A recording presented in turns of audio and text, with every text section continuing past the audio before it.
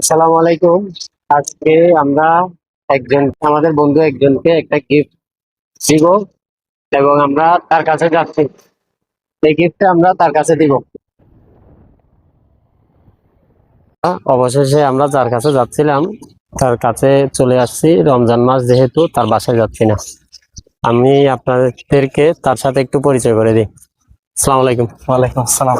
নয়ন ভাই, জি, তো হঠাৎ রমজান মাস আপনার সাথে একটু দেখা করতে আসলাম। না আলহামদুলিল্লাহ আমি অনেক খুশি বুঝছি। শার্টটা আসলেই নষ্ট হয়ে গেছে। ড্যামেজ হয়ে গেছে। আচ্ছা, আপনার জন্য একটা সারপ্রাইজ আছে। আপনি কিছু মনে করবেন নাকি? না কোনো না, কিছু মনে করবো না।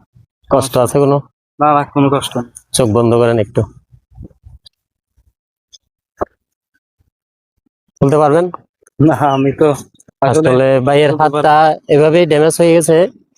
তো হঠাৎ করে আজকে ভাইয়ের জন্য একটা গিফট আমি আনছি, তো ওটা নিজে খুলতে পারতেছে না। তো আপনাদেরকেও দেখাই, আমি নিজে খুলে দেখাই একটু। গিফটটা আসলে ভাই টুকটাক ভিডিও করে। টুকটাক বলতে ভাইয়ের ভিডিও আমি দেখি এবং আমাদের আঙ্গুনিয়া অনেকে দেখে।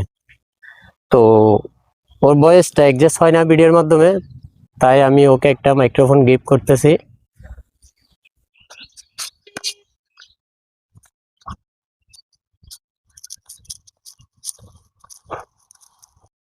মাশাআল্লাহ।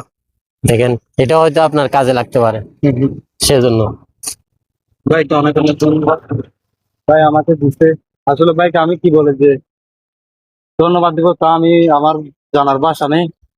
তবে আসলে ভাইয়ের জন্য সবসময় দোয়া ও ভালোবাসা। কেউ কাউকে ধন্যবাদ দিয়ে বা এর বেশি কিছু বলে কোনোদিন করতে পারে না বা খুশি করতে পারে না।